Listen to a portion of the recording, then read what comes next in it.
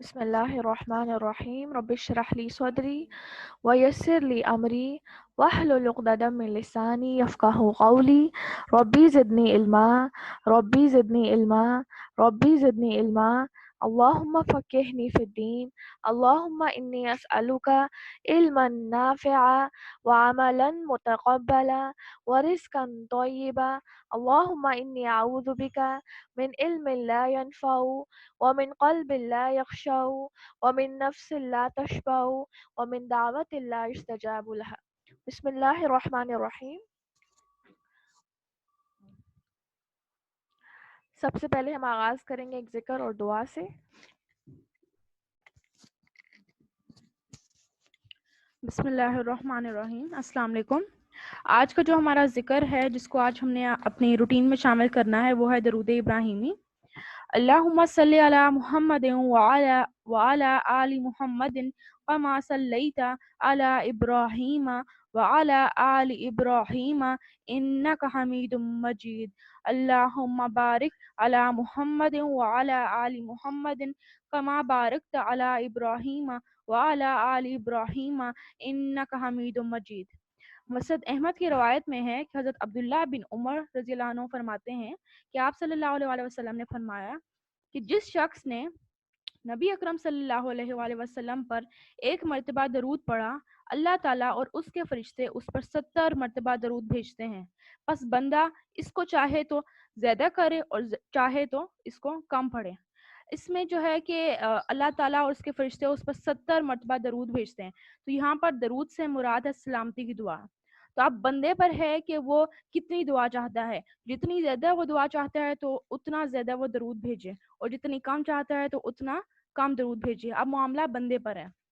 تو اب ہمیں چاہیے کہ نبی اکرم صلی اللہ علیہ وآلہ وسلم پر بکثرت درود بھیجیں، جتنا ہو سکے بھیجیں، کیونکہ اس شخص پر 70 مرتبہ اللہ اور اس کے فرشتے درود بھیجتے ہیں۔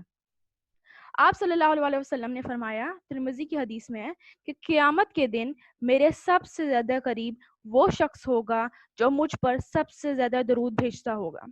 ایک اور حدیث میں آتا ہے، نسائی کی حدیث میں، کہ آپ صلی اللہ علیہ وآلہ وسلم نے فرمایا، جو شخص ایک بار مجھ پر درود بھیجتا ہے اللہ تعالیٰ اس پر 10 مرتبہ درود بھیجتا ہے، اور اس کے فرشتے 10 گناہ معاف ہوتے ہیں، اور اس کے 10 درجات بلند ہوتے ہیں۔ اب آپ سب میرے ساتھ ایک دفعہ درود پڑھیں۔ اللہم صلی علی محمد وعلی آل محمد کما صلیت علی ابراہیم وعلی آل ابراہیم انک حمید مجید۔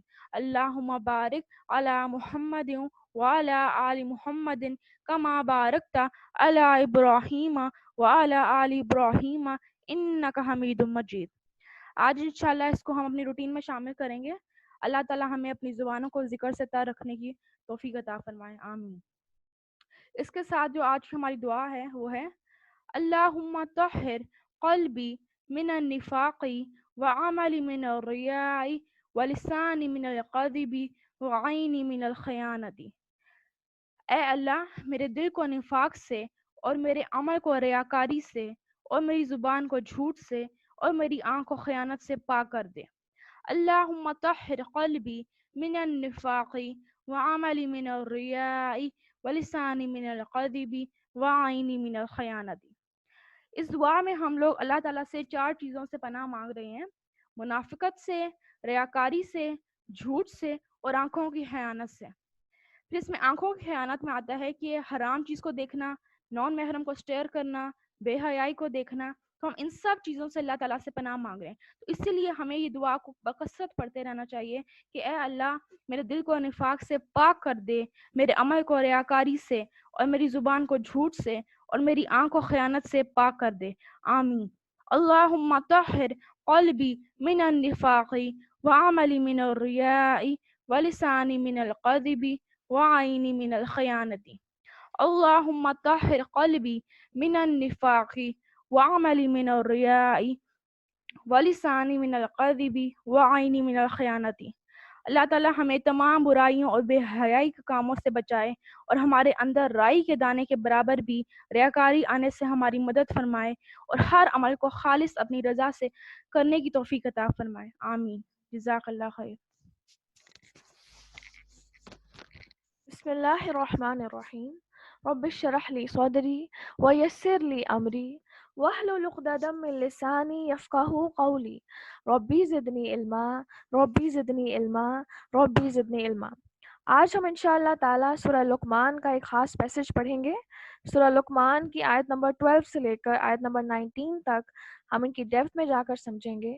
اور اس صورت کے اندر سب سے خاص بات یہ ہے کہ حکیم لقمان نے اپنے بیٹے کو جو نصیحتیں کیں، وہ نصیحتوں کا جو انداز ہے وہ اللہ تعالیٰ کو اس قدر پسند آیا کہ اللہ تعالیٰ نے اس کو قرآن کا حصہ بنایا، پوری ایک سورت اتاری۔ اور اس سے بھی زیادہ انٹرسٹنگ بات یہ ہے کہ حکیم لقمان کوئی نبی نہیں تھے، کوئی پیغمبر نہیں تھے، کوئی ولی نہیں تھے، یہ اپنے دور کے ایک غلام شخص تھے، لیکن اللہ تعالیٰ نے ان کو بہت زیادہ حکمت اور بہت زیادہ علم دے رکھا تھا، جس کی وجہ سے اس حکمت کے تحت انہوں نے پھر اپنے بیٹے کو نصیحتیں کی۔ اور یہ جو وصیتیں ہیں یہ انہوں نے اپنی موت کے وقت کی، موت کے وقت انہوں نے اپنے بچے کو یہ تمام وصیتیں کی، جس کو اللہ تعالیٰ نے فوراً ڈاکیومنٹ کر لیا، اللہ تعالیٰ نے ریکارڈ کر لیا، اور اللہ تعالیٰ نے اس کو قرآن کا حصہ بنایا۔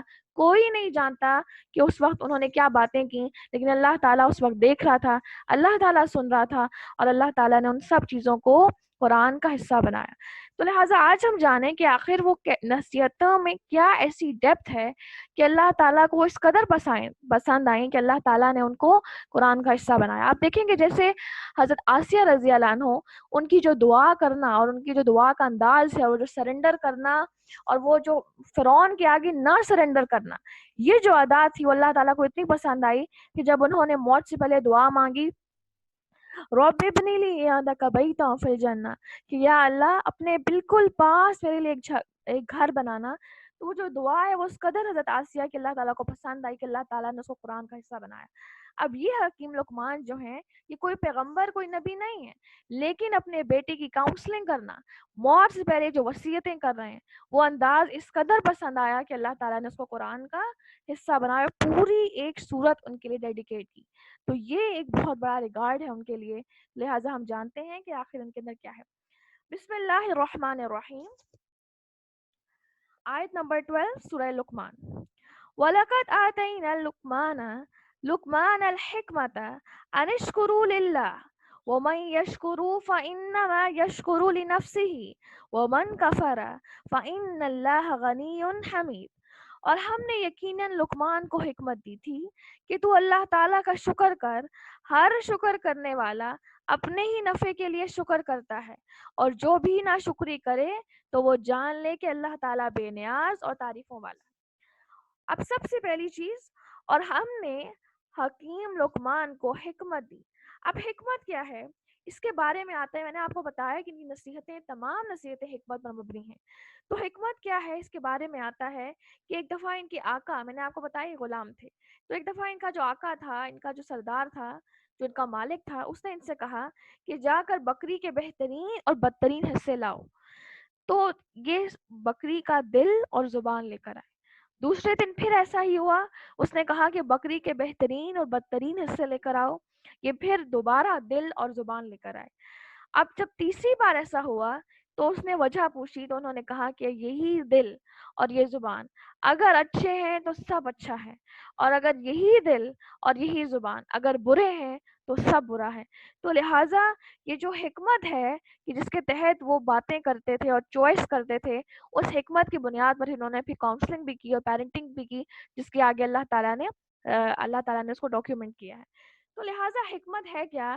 امام راضی کے نزدیک علم کے مطابق عمل کرنا حکمت ہے. ایک انسان کو علم آ جائے، اس کے بعد حاصل ہو جانے والے علم پر اگر وہ عمل کر رہا ہے تو یہ وہ انسان ہے جو حکیم ہے، جو حکمت پر مبنی فیصلے کرتا ہے. اس کے علاوہ حکمت کیا ہے؟ حکمت کہتے ہیں فیصلہ کرنے کی صلاحیت، دور اندیشی، سمجھداری، اور ہم نے کہا کہ علم کے مطابق عمل کرنا، یہ ہوتی ہے حکمت. اور جو حکمت ہے یہ اللہ تعالیٰ کی طرف سے ایک بڑی خاص دولت ہے جو کم لوگوں کو دی جاتی ہے، بہت مخصوص لوگ ہوتے ہیں جن کو دی جاتی ہے. لیکن سب سے بہترین بات ہے جب انسان قرآن کے علم پر عمل کرنے لگتا ہے تو اللہ تعالیٰ اسے حکمت دیتا ہے، اسے سمجھداری دیتا ہے، اسے وزڈم دیتا ہے، اسے ان ڈیپتھ کے اندر انسائٹ دیتا ہے، اسے سکس سینس اس کی اسٹرانگ کر دیتا ہے. تو یہ اللہ تعالیٰ کی ایک خاص عطا ہے جسے کہتے ہیں حکمت، اور اللہ تعالیٰ نے ان کو حکمت ادا کر رکھی تھی. اب آپ آیت کو غور سے دیکھیں کہ اس حکمت کے تقاضے کیا ہیں، یعنی وہ کیا کنڈیشنز ہیں، وہ کیا پری ریکوزٹس ہیں کہ جن کی وجہ سے اللہ تعالیٰ انسان کو حکمت عطا کرتے ہیں. تو وہ ہے شکر، کہ جب انسان شکر کرتا ہے تو اللہ تعالیٰ اس کو حکمت دیتے ہیں، اسے حکمت عطا کرتے ہیں. اب شکر کیا ہے کہ جو انسان بھی بھلائی کرے تو اس کے اس احسان کو ریئلائز کرنا، اس کے لیے ایک شکر کے جذبات رکھنا، یہ ہے شکر. اب شکر کس طرح سے ہوتا ہے؟ شکر کہتے ہیں کہ نعمت کا اعتراف بھی کرنا اور نعمت کا اظہار بھی کرنا. نعمت کا اعتراف دل سے اور نعمت کا اظہار کرنا زبان سے اور عمل سے. تو لہٰذا شکر جو ہے یہ ایک ایسی نعمت ہے جس کے اوپر ہم نے بہت ڈیٹیل کے ساتھ تبصرہ کیا کہ اللہ تعالیٰ کو شکر کرنا اپنے بندے کا اس قدر پسند ہے کہ جب آدمی شکر کرتا ہے تو اللہ تعالیٰ کہتا ہے کہ اس بندے نے مجھے اس سے بہتر لوٹا دیا جو میں نے اس سے دیا. شکر اللہ تعالیٰ کو بہت زیادہ پسند ہے، اسی لیے شاکرین کی تعریف کی گئی ہے قرآن میں.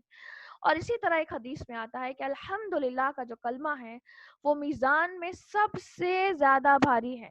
اور ایک اور بات جانی جائے کہ جو حالی میزان ہے اس کے بارے میں آتا ہے کہ یہ اس قدر بڑا ہے، یہ جو میزان ہے جس کے اندر میرے اور آپ کے نامہ اعمال تولے جائیں گے، یہ میزان اس قدر بڑا ہے کہ اگر ساتوں زمین اور ساتوں آسمان کے 500 سال کا ڈفرنس، اور اتنے بڑے کہ صحرا کے اندر انگوٹھی کی حالت، آپ نے پہلا لیکچر بھولنا نہیں، وہ ساری سچویشن، اور ساتوں کی ساروں زمینیں اور ساتوں کے ساتوں آسمان اس کے پلڑے میں رکھے جائیں تو اس میزان کا ایک پلڑا بھی مکمل طور پر نہیں بھرے گا. تو لہٰذا وہ میزان اتنا بھاری اور یہ کلمہ الحمدللہ یہ اتنا بھاری اور اتنا پاورفل اور اتنا وزنی ہے کہ اس میزان کو جس کو زمین و آسمان نہیں بھر سکتے یہ اس میزان کو بھر دے گا. تو الحمدللہ کا جو کلمہ ہے یہ ایک بہت امپورٹنٹ چیز ہے کہ جو حکمت کے لیے کنڈیشن ہے. اور پھر آپ آیت کو دیکھیں, اور ہم نے یقیناً لقمان کو حکمت دی تھی کہ تو اللہ تعالیٰ کا شکر کر, اور ہر شکر کرنے والا اپنے ہی نفع کے لیے شکر کرتا ہے. یعنی سب سے پہلی چیز کہ حکمت کب ملے گی؟ جب انسان شکر کرے گا. اب شکر کے لیے ضروری کیا ہے کہ نعمت کا اعتراف بھی کیا جائے, اس کا اظہار بھی کیا جائے, دل سے, زبان سے اور عمل سے. اب اس کے بعد اللہ تعالیٰ کہہ رہے ہیں کہ ہر شکر کرنے والا اپنے ہی نفع کے لیے شکر کرتا ہے. ہر شکر کرنے والا اپنے ہی نفع کے لیے شکر کرتا ہے. تو لہٰذا شکر کے فوائد کیا ہیں کہ شکر جب انسان کرتا ہے تو نعمت میں بقا آتی ہے, نعمت میں برکت آنے لگتی ہے, زیادتی آنے لگتی ہے, اور سب سے بڑی بات کہ اپنے اندر عاجزی آتی ہے. انسان سارا کا سارا کریڈٹ اللہ تعالیٰ کو دینے لگتا ہے, کہ جس کے بارے میں ہم نے حضرت سلیمان علیہ السلام کے پیسج میں پڑھا کہ جب اللہ تعالیٰ نے ان کو اتنی طویل بادشاہت دی کہ قیامت تک اتنی بڑی, اتنی طویل, اتنی زیادہ بادشاہت اللہ تعالیٰ نے کسی کو نہیں دی, تو ان کی زبان سے نکلا ھذا من فضل اللہ, کہ میرے اللہ کا فضل ہے.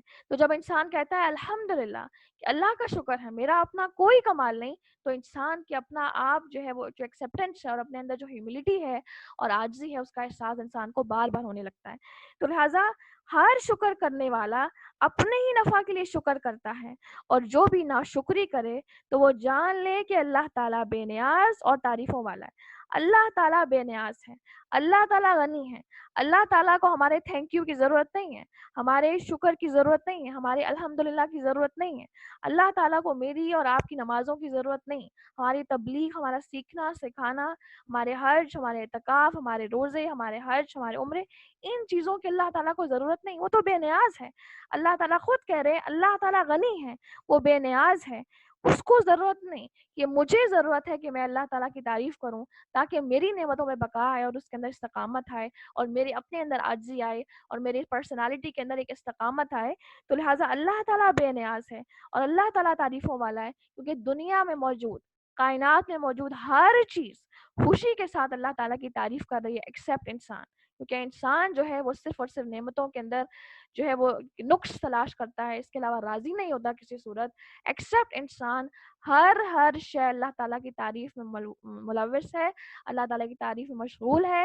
یہاں تک کہ آتا ہے کہ فرشتے جو ہمارے خانہ کعبہ کے بالکل اوپر بیت المعمور ہے, وہاں پر جو فرشتے ایک دفعہ سجدہ اور طواف کر لیتے ہیں, ان کی تعداد اتنی زیادہ ہے کہ قیامت تک ایک جب فرشتوں کی جو گروہ ہے وہ وہاں پر طواف کر لیتا ہے, قیامت تک ان کی باری نہیں آئے. اتنے زیادہ فرشتے اللہ تعالیٰ کی تعریف میں مشغول ہیں, وہ بزی ہیں, پوری کائنات اسی طرح بزی ہے. تو لہٰذا اللہ تعالیٰ تعریفوں والا ہے, وہ بے نیاز ہے. اگر شکر کرنے کا مجھے فائدہ ہے تو وہ مجھ کو ہے, وہ اللہ تعالیٰ کو نہیں ہے. یہ کانسیپٹ اللہ تعالیٰ ہمیں یہاں سمجھانے کی کوشش کر رہے ہیں کہ شاید انسان کو لگے کہ شاید میں تعریف کروں گا تو اللہ تعالیٰ کی ڈومینین میں اضافہ ہوگا. نہیں, ایسا کچھ بھی نہیں ہے, کیونکہ اللہ تعالیٰ غنی ہے.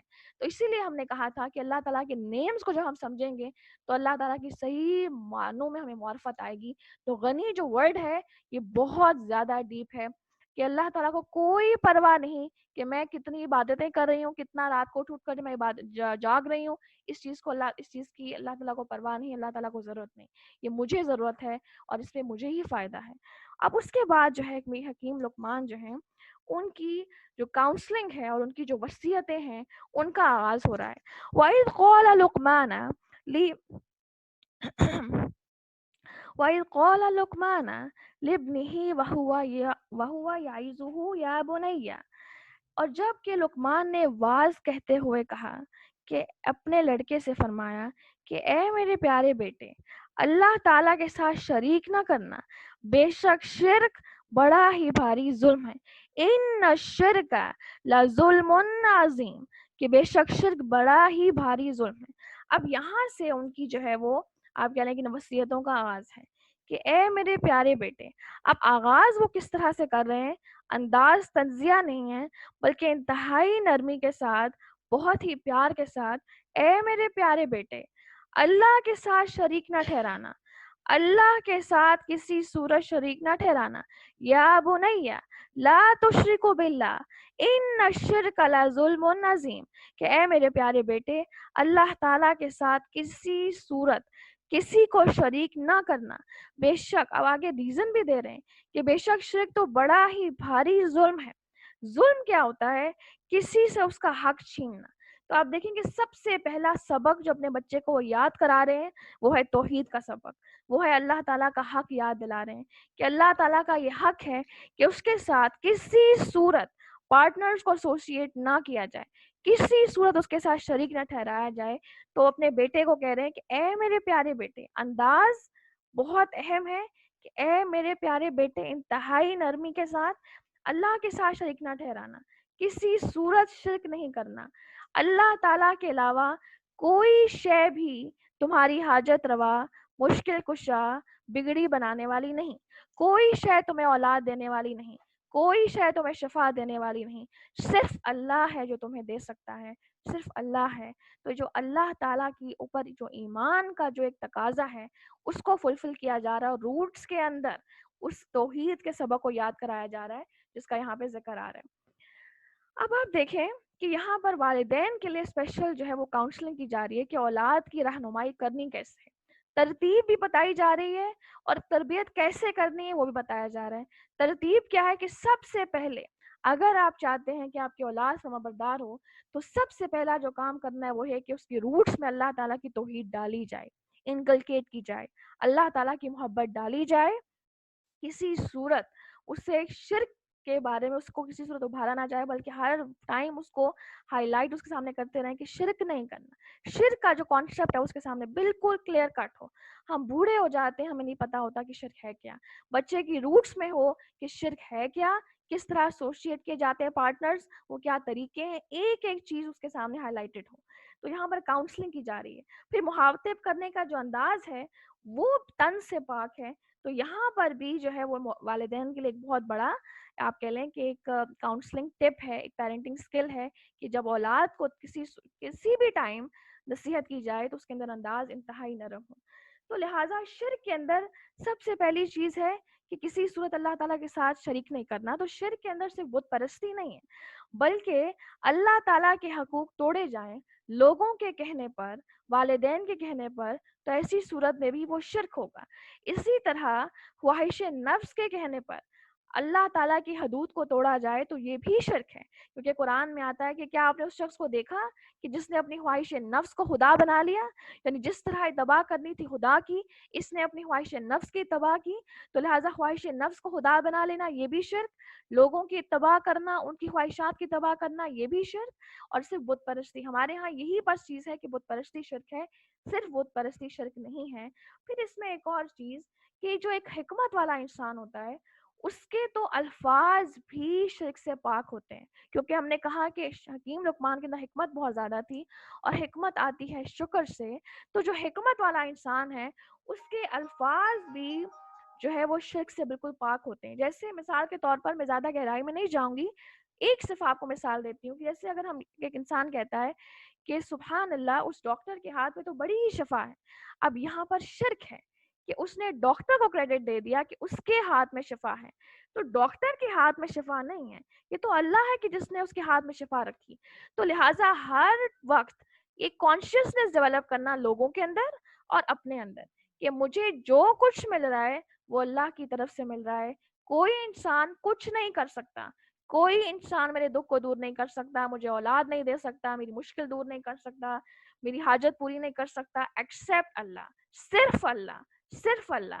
یہ جو اللہ کا لفظ ہے اس کو بار بار ریمائنڈ کرنا اور اولاد کو کروانا یہ بڑا امپورٹنٹ ہے جو یہاں پر کروایا جا رہا ہے. اب آپ دیکھیں اگلی آیت پر، بسم اللہ الرحمن الرحیم. اور جب کہ لقمان نے واز کہتے ہوئے اپنے لڑکے سے فرمایا کہ میرے پیارے بیٹے اللہ کے ساتھ شریک نہ کرنا، بے شک شرک بڑا ہی بھاری ظلم ہے.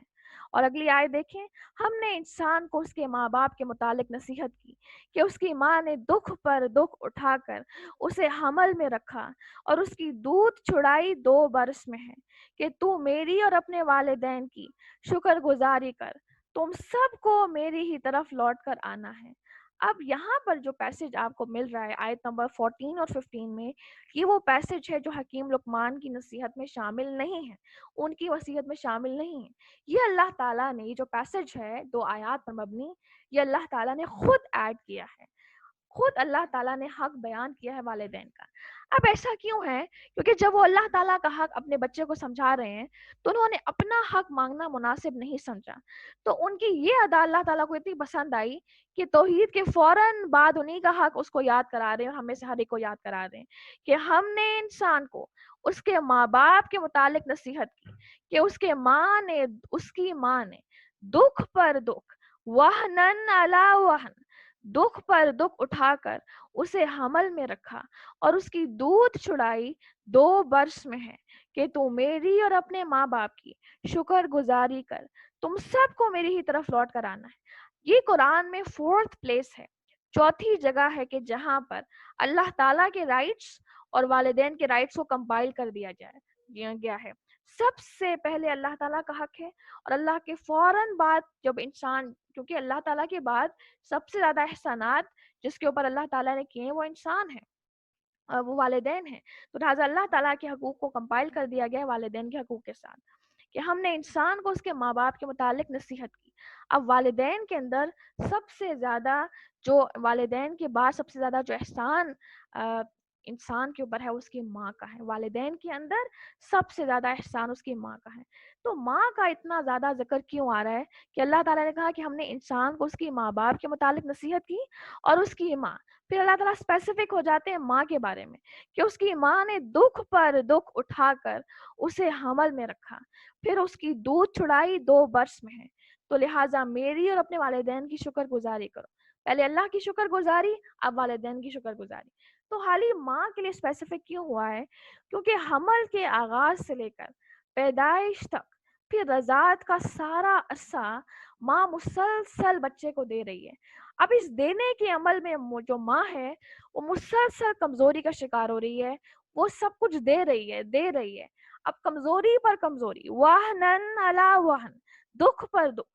تو کیا وہ کمزوریاں ہیں کہ جس کی وجہ سے ماں کے بارے میں اتنا اس کو ریگارڈ اور اتنا اس کو رینک دیا جا رہا ہے کہ اس کے اندر کمی آنے لگتی ہے خون کی، پھر جسمانی کمزوریاں آنے لگتی ہیں، پھر اعصابی کمزوریاں آنے لگتی ہیں، پھر انسان کے بال گرنے لگتے ہیں، پھر اس کی ہڈیاں کمزور ہونے لگتی ہیں، پھر آہستہ آہستہ روحانی کمزوریاں، پھر جذباتی کمزوریاں، اور بچہ جوں کی طرح ماں کے ساتھ چپکا رہتا ہے، جس طرح جوں انسان کے خون کو چوستی ہے، یہ بچہ انسان کی ہڈیوں، جو ماں ہے، جو اس کی عورت ہے، جو اس کو 9 ماہ تک اپنے حمل میں تھامے رکھ رہی ہے، اس کی ہڈیوں میں سے کیلشیم کو بالکل چوس لیتا ہے یہ بچہ، اور اسی لیے اللہ تعالیٰ نے اس کے حق کو بیان کیا ہے کہ اس ماں کا حق دگنا ہے۔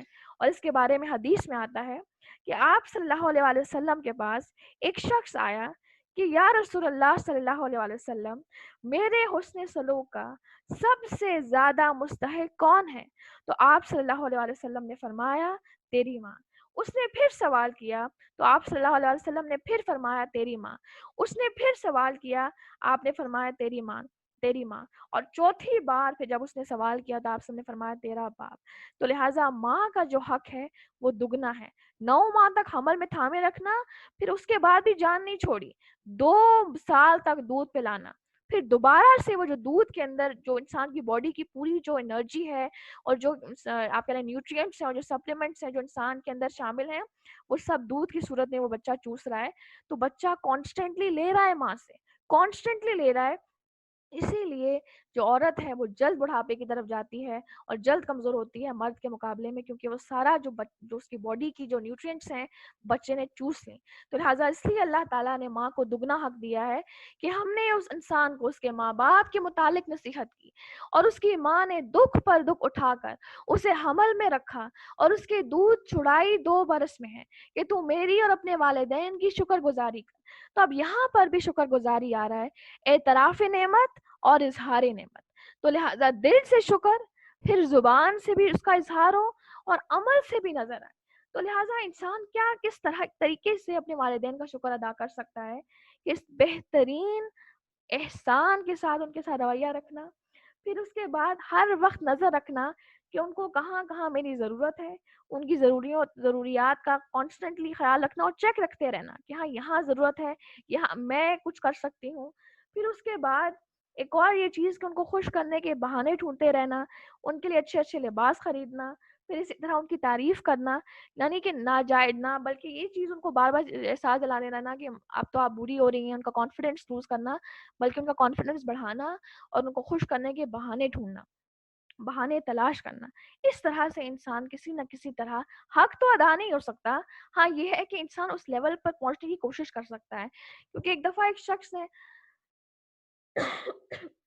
آپ صلی اللہ علیہ وسلم سے کہا کہ یا رسول اللہ، اگر میں اپنی ماں کو اپنے کندھوں پر بٹھا کر حج کراؤں یا عمرہ کراؤں تو کیا میں نے اس کا حق ادا کر دیا؟ تو آپ صلی اللہ علیہ وسلم نے فرمایا کہ تو نے اس ایک رات کا بھی حق ادا نہیں کیا کہ جب اس نے تجھ کو جھکے بستر پر لٹایا اور خود تیرے گیلے بستر پر لیٹ گئی. تو ایک رات، اس ایک کرب اور اس ایک درد کا بھی حق ادا نہیں کیا جا سکتا. لیکن یہ ہے کہ انسان کانسٹنٹلی اس کوشش میں رہے. یہ چیز ڈیمانڈ کی جا رہی ہے کہ تو میری اور اپنے ماں باپ کی شکر گزاری کر، تم سب کو میری ہی طرف لوٹ کے آنا ہے. اور اگر وہ دونوں تجھ پر اس بات کا دباؤ ڈالیں کہ تو میرے ساتھ شریک کرے جس کا تجھے علم نہ ہو تو ان کا کہنا نہ ماننا. ہاں دنیا میں ان کے ساتھ اچھی طرح بسر کر اور اس کی راہ چلنا جو میری طرف جھکا ہوا ہو. پہلے ہم فرسٹ پیسج پہ سمجھتے ہیں کہ اب اللہ تعالیٰ نے اتنے زیادہ حقوق اللہ تعالیٰ نے والدین کے بیان کیے ہیں، تو انسان کے ذہن میں ایک سوال آ سکتا ہے کہ اگر والدین اتنے زیادہ والدین کی اطاعت اور فرما برداری اور اتباع کا حکم ہے، تو اگر وہ انسان کو نافرمانی کا حکم دیں تو پھر انسان کیا کرے؟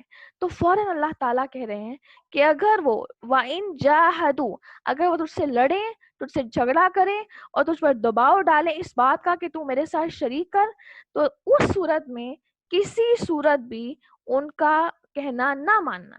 ہاں دنیا میں ان کے ساتھ اچھی طرح بسر کرنا. یعنی کہ اب اللہ تعالیٰ کے حقوق اور والدین کے حقوق جو ہیں وہ ٹکرا رہے ہیں، اور اب والدین اتنے بڑھ گئے ہیں کہ اللہ تعالیٰ کے حقوق پر ڈاکہ ڈال رہے ہیں اور اطاعت اور فرما برداری سے روک رہے ہیں، جیسے عام طور پر بچوں کو روکا جاتا ہے.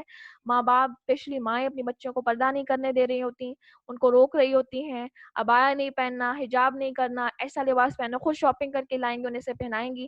اب بچی چاہ نہیں رہی تو بچی کہے گی کہ بھائی والدین کی اتباع ضروری ہے. وہ یہ بہانہ نہیں دے سکتی کیونکہ والدین کی اتباع اس وقت تک ہوگی جب تک کہ اللہ تعالیٰ کے حکم کے ساتھ وہ کمبائن کر رہی ہے. جہاں وہ ٹکرا گئی وہاں پر اتباع نہیں ہوگی، لیکن ساتھ ہی دنیا میں ان کے ساتھ اچھی طرح بسر کرنا. یعنی اتباع اس حکم میں نہیں ہوگی لیکن باقی حقوق ان کے ساکت نہیں کیے جائیں گے.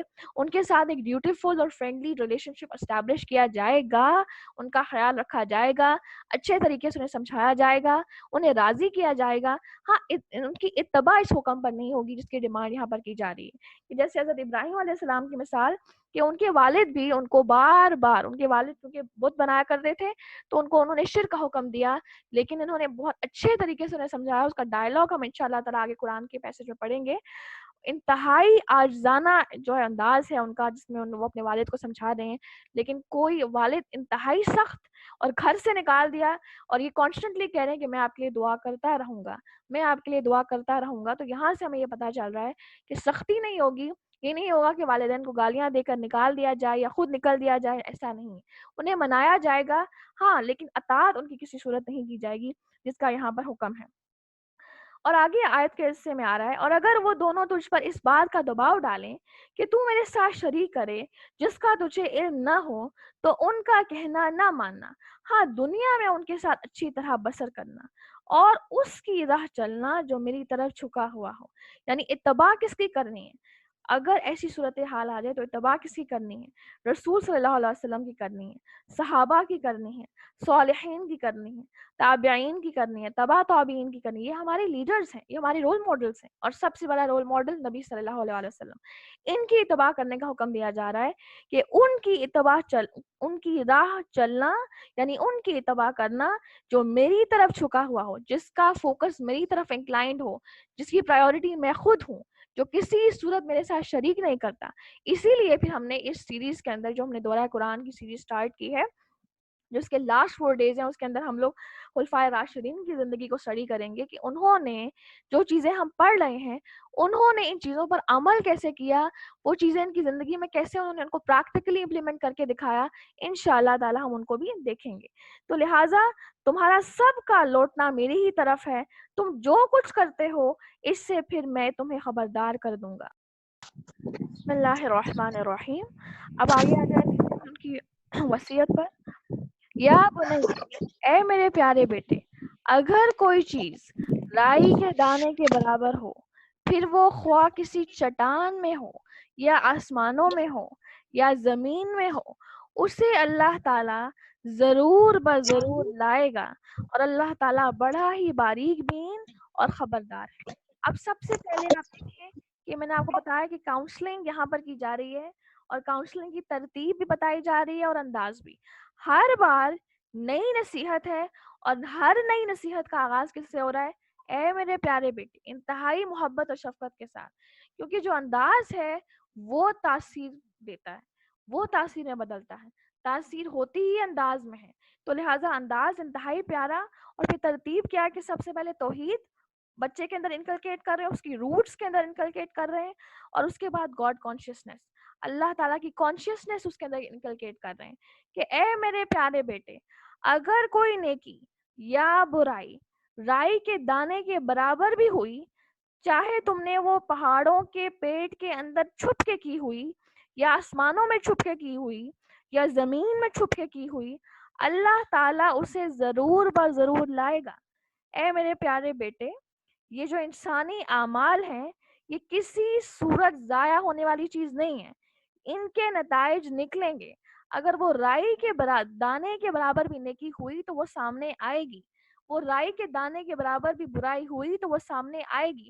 یہ جو سامنے آنا ہے، چاہے وہ برائی ہے وہ یا وہ نیکی ہے، یہ انکلکیٹ کرنا اپنے بچے کے اندر بہت ضروری ہے. جب ایک بچے کے اندر یہ جو گاڈ کانشیسنس ہے کہ اللہ تعالیٰ تو میں دیکھ رہا ہے، وہ بہت ہی زیادہ باریک بین ہے. آپ آیت کا کنکلوژن دیکھیں کہ اللہ تعالیٰ بہت باریک بین ہے، چھوٹی چھوٹی ڈیٹیلز جانتا ہے.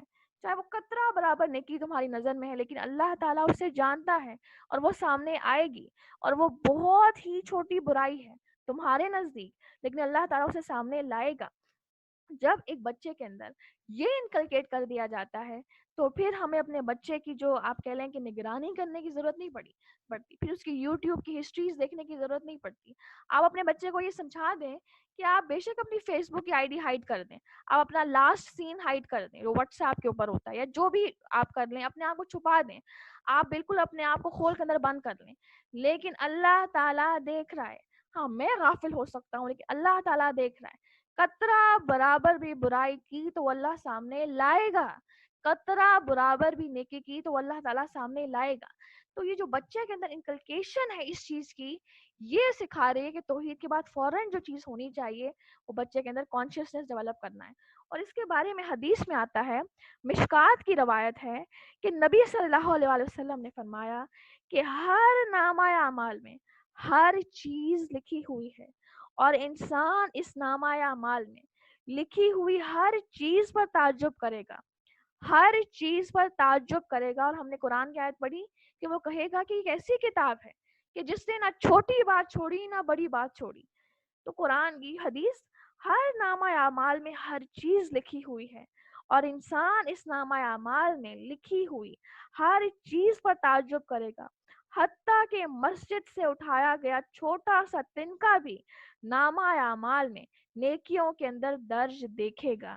اور پھر اسی طرح جو ظلم ہے، یعنی چھوٹی سی برائی بھی ہوگی رائی کا دانے کے برابر بھی، تو وہ بھی تم دیکھو گے اپنے نامہ اعمال میں، اور اللہ تعالیٰ سے ریکارڈ کر رہا ہے. تو چاہے وہ ظلم ہے تمہارے نزدیک وہ بہت چھوٹا سا ہے، وہ زیادتی ہے، وہ خواہ رائی کے دانے کے برابر ہی ہے، یہ ظلم اور زیادتی خواہ رائی کے دانے کے برابر بھی ہے، تو اللہ تعالیٰ اسے سامنے لائے گا. اب یہاں پر جو ہے وہ اللہ تعالیٰ اس کے اندر ایک آپ کہہ رہے ہیں کہ آگاہی ڈیولپ کر رہے ہیں، اس کو اویئر کر رہے ہیں کہ تم جو کر رہے ہو تم ایک اسٹرانگ قسم کے چیک کے اندر ہو، ایک سی سی ٹی وی فوٹیج تمہاری تیار ہو رہی ہے. چاہے چھپ جاؤ، پہاڑ کی چٹان میں چھپ جاؤ. آپ دیکھیں کہ انہوں نے جو انداز ہے سمجھانے کا وہ کتنا اچھا ہے کہ پہاڑ کے پیٹ میں چھپ جاؤ، وہاں کس نے دیکھنا ہے؟ چلو آسمانوں میں چھپ جاؤ، زمین میں چھپ جاؤ، لیکن اللہ تعالیٰ اسے ضرور بضرور سامنے لائے گا۔ پھر اگلی نصیحت، اے میرے پیارے بیٹے، تو نماز قائم رکھنا اور اچھے کاموں کی نصیحت کرتے رہنا، برے کاموں سے منع کیا کرنا، اور جو مصیبت تم پر آ جائے صبر کرنا، یقین مانو یہ بڑے ہی ہمت والے کاموں میں سے ہے۔ تو لہٰذا اب ایک نئی دوبارہ سے نصیحتیں، اور اس نصیحت کے اندر بہت ساری چیزیں انہوں نے کمپائل کی، کہ سب سے پہلی نصیحت کہ اے میرے بیٹے نماز کو قائم کرتے رہنا۔ اب وصیت کر رہے ہیں تو لہٰذا بار بار تاکید کر رہے ہیں۔ اب نئی نصیحت ہے تو انداز دوبارہ سے ویسا ہی ہے، ایسا نہیں کہ ایک ہی بار ساری نصیحتوں کا جو لسٹ ہے وہ کھول کے سنا دی، ہر بار ایک پیارا انداز۔ اے میرے پیارے بیٹے تو نماز کو قائم رکھنا، اور پھر جب نماز کو قائم رکھنا، کیونکہ نماز ہر امت کے لیے نماز تھی لیکن اس کا طریقہ بھی مختلف تھا اور اس کے اوقات بھی مختلف تھے۔ اب ان کے اپنے اوقات تھے، اپنا طریقہ تھا، لیکن نماز کا جو مقصد ہے وہ یہ ہے کہ انسان کو آگاہی ہو جائے کہ اللہ تعالیٰ مجھے دیکھ رہا ہے، اور انسان کی اللہ تعالیٰ کے ساتھ ایک ملاقات ہو جائے، اور انسان کانسٹنٹلی ایک آگاہی میں رہے کہ مجھے اللہ تعالیٰ دیکھ رہا ہے، ہر وقت ایک آگاہی۔ جیسے نماز کے اندر ہم اپنے ذہن میں خیالات نہیں آنے دیتے، وسوسے نہیں آنے دیتے، اگر وسوسہ آتا بھی ہے تو گھبرا جاتے ہیں، اسی طرح پوری زندگی انسان ایسے گزارے کہ جیسے وہ نماز کی حالت میں، یعنی کہ نماز سے باہر بھی وسوسوں پر کنٹرول، اور اسی طرح ہلنے جلنے سے کنٹرول، دوسروں کی زندگیوں میں ملوث ہونے سے کنٹرول، اور ہر لحاظ سے انسان جو ہے وہ ایک بہترین آپ کہہ لیں کہ کیریکٹر سامنے پورٹرے کرے۔ اس چیز کی ڈیمانڈ ہے کہ اے میرے پیارے بیٹے تو نماز کو قائم رکھنا اور اچھے کاموں کی نصیحت کرتے رہنا۔ اب نماز کے فوراً بعد، اب نماز کے اندر آ رہا ہے انفرادی عبادت کا ذکر، نماز کا تعلق ہے انفرادی زندگی سے، تو اس کے فوراً بعد اسے سمجھا رہے ہیں کہ تو اچھے کاموں کی نصیحت کرتے رہنا اور برے کاموں سے منع کرتے رہنا، کیونکہ کوئی انسان اس وقت تک نیکی پر قائم ہی نہیں رہ سکتا کہ جب تک کہ وہ نیکی کا حکم نہ دے اور برائی سے نہ روکے۔ کل میں نے آپ کو سمجھایا کہ آپ ایگزام ہال کے اندر ہیں، آپ چاہ رہے ہیں کہ میں فوکس کروں، لیکن آپ کا ارد گرد شور ہے، تو آپ کے پاس ایک ہی آپشن ہے کہ آپ انہیں سمجھائیں کہ کائنڈلی خاموش رہیں تاکہ میں فوکس کر سکوں۔ اگر آپ ان کے ساتھ شامل ہو جائیں گے تو وہ تو فوکس سے ہٹ گئے۔ بالکل اسی طرح اپنے فوکس پر قائم رہنے کے لیے ضروری ہے کہ اپنے ماحول کو اپنے جیسا بنایا جائے، اپنے ماحول ان کے ماحول میں نہ رنگا جائے بلکہ ان کو اپنے جیسا بنایا جائے، تاکہ وہ چیز، وہ ماحول سازگار ثابت ہو عمل کے لیے۔ تو لہٰذا نماز قائم رکھنا اور اچھے کاموں کی نصیحت کرتے رہنا، یعنی خود غرض نہیں بن جانا، دوسروں کو بھی فکر کرنی ہے، دوسروں کو بھی اچھے کاموں کی نصیحت کرنی ہے، اور برے کاموں سے منع کرتے رہنا۔ تو اور یقیناً اب اس کے بعد دیکھیں کہ اور جو مصیبت تم پر آ جائے اس پر صبر کرنا۔ تو نیکی کا حکم دینا اور برائی سے روکنے میں ہم نے بہت زیادہ بار اس کی ڈسکشن کی ہے، سورہ عصر میں ہم نے ڈسکشن کی ہے، اور احادیث ہم نے بہت زیادہ گہرائی سے ان کو دیکھا۔ لیکن ایک بات سمجھنے کی ضروری ہے کہ آج جو حدیث میں آپ کے سامنے پیش کر رہی ہوں، یہ وہ حدیث ہے کہ جس کو پڑھ کر واقعی انسان کا خون کھولتا ہے، اور انسان ایک دم سے جو ہے وہ اٹھ بیٹھتا ہے، اور انسان کو ایک اپنا مقصد دوبارہ سے اپنا مشن یاد آ جاتا ہے کہ واقعی میں تو کچھ بھی نہیں کر رہا۔ اور بہقی کی روایت میں آتا ہے کہ اللہ تعالیٰ نے حکم دیا جبرائیل علیہ السلام کو کہ فلاں فلاں بستیوں کو ان کے رہنے والوں سمیت الٹ دو۔ تو حضور صلی اللہ علیہ وسلم نے فرمایا کہ اس حکم پر جبرائیل علیہ السلام بارگاہ الہی میں انہوں نے فرمایا کہ یا رب، کیا میں اس بستی کو الٹ دوں؟ اس میں تو تیرا فلاں بندہ موجود ہے کہ جس نے پلک جھپکنے کی دیر میں بھی گناہ میں بسر نہیں کیا، پلک جھپکنے کی دیر میں بھی گناہ نہیں کیا، یعنی پوری زندگی خود کو پالش کرتا رہا، اتنا یعنی اتنی زیادہ پائسنس کی انتہا ہے کہ پلک جھپکنے میں بھی اس نے گناہ میں اس کو بسر نہیں کیا، اس نے پلک جھپکنے میں بھی گناہ نہیں کیا۔ تو اللہ تعالیٰ نے فرمایا کہ سب سے پہلے اس بستی میں اس انسان کو ہلاک کرو، کیونکہ اس کا چہرہ کبھی بھی میری غیرت میں سرخ نہیں ہوا، جب کبھی بدی پھیلتی رہی اور میرے دین کو روندا جاتا رہا یہ خاموش رہا۔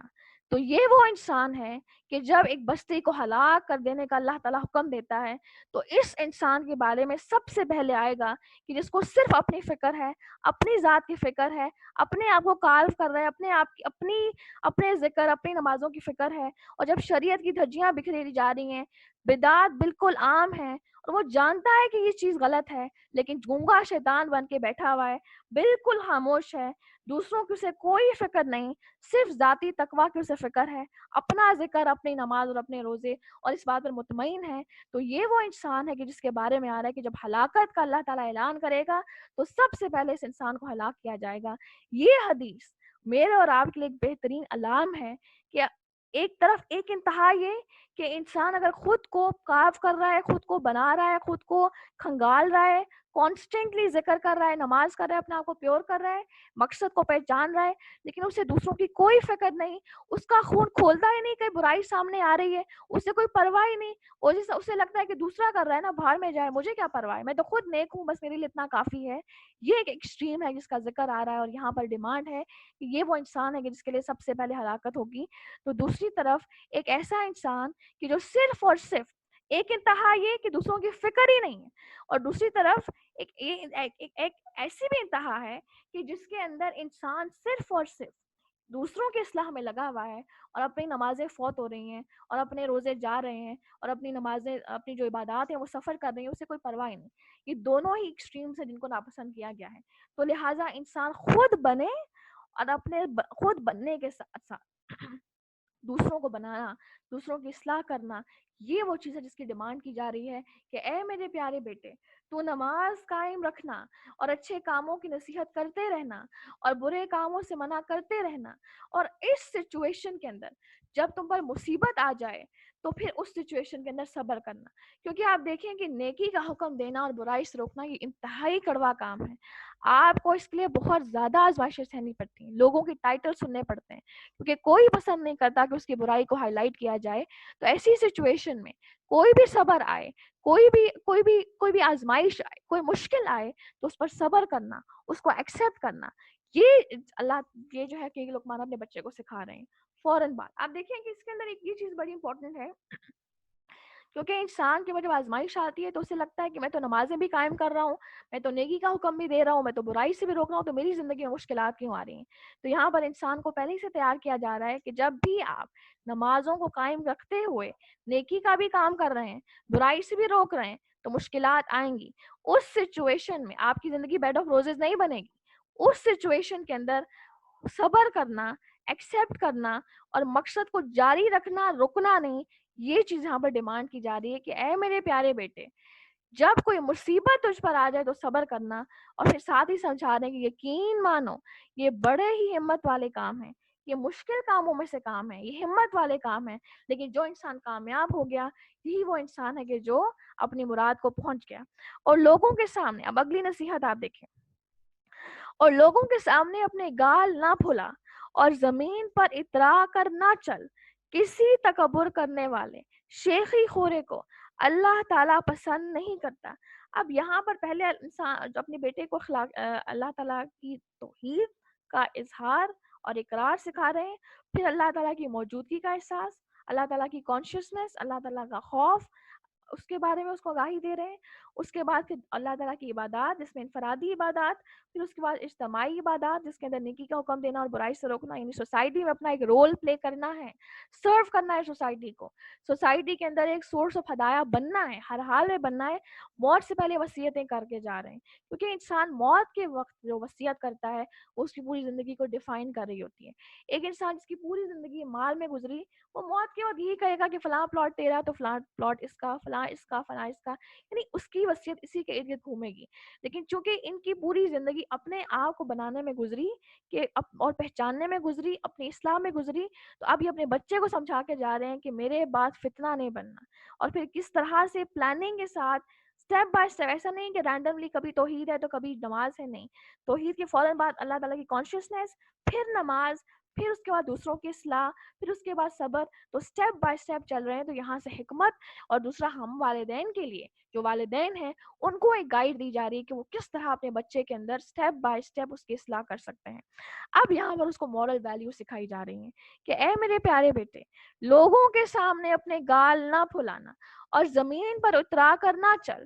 کسی تکبر کرنے والے شیخی خورے کو اللہ تعالیٰ پسند نہیں کرتا.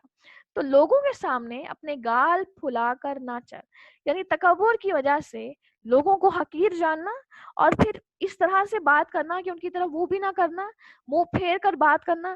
یہ وہ چیز ہے جس کا یہاں پہ خاکہ کھینچا جا رہا ہے. انتہائی جو بد اخلاق انسان ہے اس کا خاکہ کھینچا جا رہا ہے کہ جب وہ بات بھی کرتا ہے تو منہ موڑ کر کرتا ہے، دیکھتا بھی نہیں. تو ہم نے نبی صلی اللہ علیہ وسلم کی سنت سیکھی تھی کہ جب نبی صلی اللہ علیہ وسلم کسی سے بات کرتے تھے یا کوئی شخص آپ سب کو بلاتا تھا بات کرنے کے لیے، تو آپ صلی اللہ علیہ وسلم صرف اپنا چہرہ نہیں پھیرتے تھے، پورے جسم کے ساتھ اس کی طرف دیکھتے تھے تاکہ اگلے انسان کو ایک پرائیورٹی اور ایک ریگارڈ کی فیلنگ آئے، یہ انسان سے محبت کرتا ہے. اور صحابہ کہتے ہیں کہ ہم میں سے کسی بھی انسان کو ایسا نہیں لگتا تھا کہ نبی اسلام اس سے مجھ سے زیادہ محبت کرتے ہیں. ہر ایک کو لگتا ہے کہ نبی اسلام سب سے زیادہ مجھ سے محبت کرتے ہیں. تو یہاں پر اسی چیز کی ڈیمانڈ ہے کہ لوگوں کے سامنے اپنے گال نہ پھلا، یعنی منہ پھیر کر بات نہ کی جائے. اور کب انسان منہ پھیر کر بات کرتا ہے؟ جب اگلے کو اپنے سے نیچے سمجھتا ہے، اسے لگتا ہے کہ آئی ایم سم تھنگ، میں کچھ ہوں، میں بہت بڑا ہوں. اور جب اللہ تعالیٰ اس کو پریسٹیج دے دیتا ہے، مال دے دیتا ہے، اس کو انفلوئنشل ایک اسٹیٹس دے دیتا ہے، تو اسے لگتا ہے کہ شاید اب میرے سے اوپر تو کوئی ہے نہیں. جس کی وجہ سے جب کوئی لوور اسٹارٹر سے بلانگ کرنے والا انسانوں سے بات کرنا چاہتا ہے تو یہ گال پھلا لیتا ہے، یہ اس کی طرف بات کرنے کا اس کا دل بھی نہیں چاہتا، اس کی طرف دیکھتا بھی نہیں، بس ادھر ہی منہ کرتے ہوئے سنتا ہے بات کو اور جواب دے کر نکل جاتا ہے. یہ وہ انسان ہے کہ جس کا خاکہ کھینچا جا رہا ہے کہ لوگوں کے سامنے اپنے گال نہ پھلانا اور زمین پر اترا کر نہ چل. اب سب سے پہلے گال نہ پھلا، تکبر کی علامت، پھر اس کے بعد زمین پر اترا کے نہ چل، یعنی اپنی چال کے اندر بھی اکڑ نہ ہو. اور آپ دیکھیں کہ یہاں پر آ رہا ہے کہ وَلَا تَمْشِ فِي الْأَرْضِ مَرَحًا إِنَّ اللَّهَ لَا يُحِبُّ كُلَّ مُخْتَالٍ فَخُورٍ، کہ بے شک اللہ تعالیٰ کسی تکبر کرنے والے شیخی خورے کو اللہ تعالیٰ پسند نہیں کرتا. تو سب سے پہلے کہ بات کس طرح کرنی ہے دوسرے انسان سے، باقاعدہ اس کی طرف منہ کر کے، جسم کے ساتھ اس کی طرف روح کر کے بات کرنا. آپ دیکھیں بعض اوقات کوئی مانگنے والا ہمارے پاس آتا ہے تو وہ ہم سے مانگتا ہے، ہم گاڑی ڈرائیو کر رہے ہیں، نارملی یہ والا سیناریو ہر ایک نے دیکھا ہوگا، تو ہم شاید اس کی طرف دیکھتے بھی نہیں، ہم شیشہ جو نہیں اتارنا ہے وہ سیکورٹی پرپسز کے لیے، لیکن شاید ہم اس کی طرف دیکھتے بھی نہیں اور ہم آگے نکل جاتے ہیں. یہ جو ہے کہ اپنے سے نیچے انسان کا ساتھ اس کو پرائیورٹی نہ دینا اور منہ پھلا کے نکل جانا، اس کی طرف منہ بھی نہ کرنا، یہ یہاں پر ذکر آ رہا ہے کہ لوگوں کے سامنے اپنے گال نہ پھلانا. اور جب چلو بھی تو اس طرح نہ چلو کہ اکڑ کے چل رہا ہے انسان، کیونکہ چال بھی انسان کو ڈیفائن کرتی ہے. ہم نے عباد الرحمن میں پڑھا، عباد الرحمن کی صفات میں پڑھا کہ جو اللہ کے بندے ہیں وہ زمین پر بڑے شرافت کے ساتھ اور بڑے وقار کے ساتھ چلتے ہیں. یعنی چال نہ ہی اتنی زیادہ سست ہو کہ لگے کہ ایک بیمار انسان ہے، نہ ہی اتنی تیز ہو کہ لگے کہ عجیب ایک نارملٹی لگ رہی ہے، نہ اتنا اکڑ کے انسان چلے، بلکہ عاجزی، جھکاؤ اور نرمی کے ساتھ ایک بیلنس وے میں چلنے کا یہاں پر ذکر آ رہا ہے. کیونکہ چال بھی انسان کے تکبر کو ڈیفائن کر رہی ہوتی ہے، دکھا رہی ہوتی ہے. اور اسی لیے کسی تکبر کرنے والے شیخی خورے کو اللہ تعالیٰ کسی صورت پسند نہیں کرتا. تو اللہ تعالیٰ کی یہاں پہ آیت کا اینڈ کس طرح سے ہو رہا ہے؟ ان اللہ لا يحب کل مختال فخورا. مختال کہتے ہیں گھوڑے کو، اور آپ نے دیکھا ہوگا کہ جو گھوڑا ہے اس کے چال میں بھی ذرا تکبر اور پرائڈ نظر آتی ہے. تو اس لیے تکبرانہ چال سے بھی منع کیا جا رہا ہے کہ مومن نہ بات میں اس کی چال اس کی تکبر ہوتا ہے، نہ اس کی چال میں تکبر ہوتا ہے. تو لہٰذا اب شیخی خور فخور آ رہا ہے، مختال فخورا. اللہ تعالیٰ کسی شیخی خورے اور تکبر کرنے والے کو پسند نہیں کرتا. تو اس کی 3 اقسام ہیں. شیخی خورا جو انسان ہوتا ہے اس کی 3 اقسام ہیں، متکبر انسان کی 3 اقسام ہیں. ایک وہ انسان جو ہر وقت اپنی نعمتوں کا ذکر دوسروں کے سامنے کرتا رہے، اپنی نعمتوں کا اقرار دوسروں کے سامنے کرتا رہے. ایک ہوتا ہے ایک ترغیب کے لیے دوسروں کو سکھانا. ایک ہوتا ہے کہ ہر وقت دوسروں کو ڈاؤن کرنے کے لیے اپنی نعمتوں کا ذکر کرتے رہنا کہ میری تو اولاد ایسی، میرا شوہر ایسا، میرا گھر ایسا، میرے زیور اتنے، میرے لباس اتنے، میرا ایسا وہ، یعنی ہر وقت دوسروں کے سامنے اپنی نعمتوں کا تذکرہ کرتے رہنا، ان کو دکھاتے رہنا، ان کے سامنے اپنے شوکیس کھولتے رہنا، تاکہ اگلے انسان کو لگے کہ شاید مجھے تو اللہ نے کچھ دیا ہی نہیں، اللہ نے اس کو اتنا دے دیا. تو یوں کیا ہوتا ہے کہ ایک احساس کمتری کا انسان کے اندر ایک خیال آنے لگتا ہے، آپ کی وجہ سے، میری وجہ سے. تو سب سے پہلی قسم شرحی خورے کی کون سی ہوتی ہے؟ وہ انسان جو ہر وقت اپنی نعمتوں کا ذکر دوسروں کے سامنے کرتا رہے. پھر دوسری قسم شرحی خورے کی کون سی ہے اور متکبر کی کون سی ہے؟ کہ وہ انسان جو اپنے غریب رشتہ داروں سے نفرت کرے، اور جب ان کی، اور پھر دوسرا یعنی کہ سب سے پہلا انسان دوسروں کے سامنے اپنی نعمتوں کا اقرار کرتا رہے بار بار. دوسرا وہ انسان کہ جو غریب رشتہ داروں سے نفرت کرے. تو میں نے آپ کو بتایا کہ گال پھلانا یعنی کی طرف منہ بھی کر کے نہ دیکھنا، کیونکہ وہ آپ سے نیچے ہیں، میرے نزدیک وہ کوئی امپورٹنس نہیں رکھتے، لہٰذا غریب رشتہ داروں سے نفرت کرنا. اور پھر تیسری یہ چیز کہ ہر وقت اپنی تعریفیں کرتے رہنا اور اپنا جو مقام ہے اس کو بڑھا چڑھا کر بیان کرنا، یہ بھی متکبر اور شیخی خورے میں آتا ہے. پھر شوخی خورے کی ایک صفت ہے. پھر اسی طرح متکبر اور شیخی خورے کی یہ بھی صفت ہوتی ہے کہ وہ دوسروں میں ہر وقت خامیاں تلاش کرتا رہتا ہے. اس کا کام ہی یہ ہے کہ اس نے دوسروں میں خامیاں تلاش کرنی. تو یہ وہ کوالٹیز ہوتی ہیں جو ایک متکبر اور شیخی خورے انسان میں ہوتی ہیں. اپنی نعمتوں ہر وقت دوسرے کے سامنے بیان کرتے رہنا، غریب رشتہ داروں سے نفرت کرنا، اپنے ہر وقت تعریف کرتے رہنا، اپنے مقام کو بڑھا چڑھا کر بیان کرنا، پھر اسی طرح دوسروں میں ہر وقت خامیاں تلاش کرنا. یہ وہ انسان ہے کہ جس کا جو انتہائی بد اخلاق انسان ہے، جس کا خاکہ کھینچا جا رہا ہے، اس کو پکچرائز کیا جا رہا ہے کہ وہ، اب آپ دیکھیں آیت نمبر 18، بات کرتا ہے تو منہ موڑ کر، چلتا ہے تو اکڑ کے، اور ہر ایک پر تنقید کر رہا ہے، ہر ایک کی میں خامیاں تلاش کر رہا ہے. متکبر اور شیخی خورا، اللہ تعالیٰ ان دونوں کو پسند نہیں کرتے.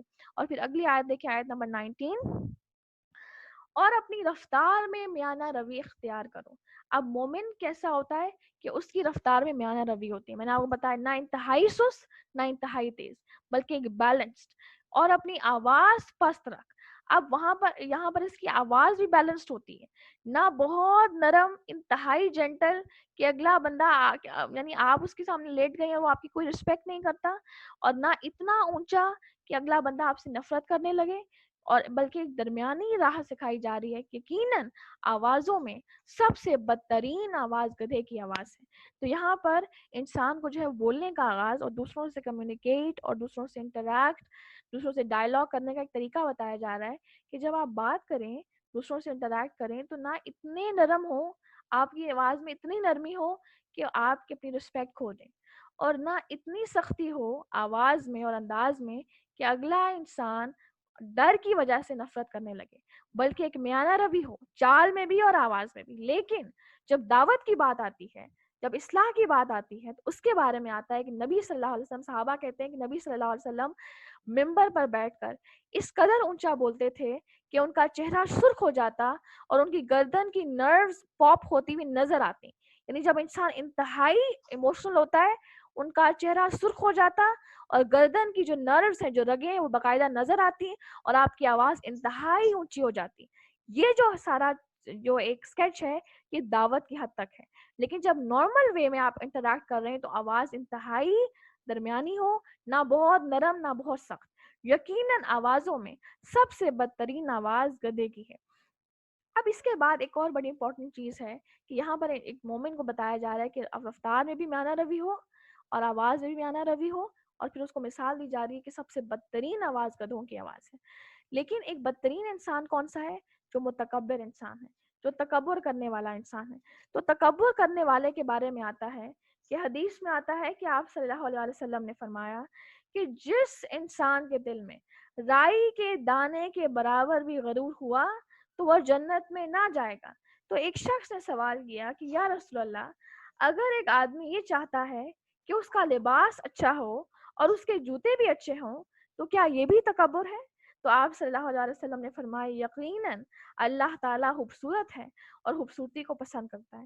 یعنی اچھا لباس پہننا اور اچھا جو ہے وہ، یعنی اللہ تعالیٰ نے اگر انعامات دے رکھے ہیں تو اچھا لباس پہننا اور اچھی خوراک استعمال کرنا، یہ چیز تکبر میں نہیں آتی انٹل وہ چیز دل کے اندر غالب آ جائے.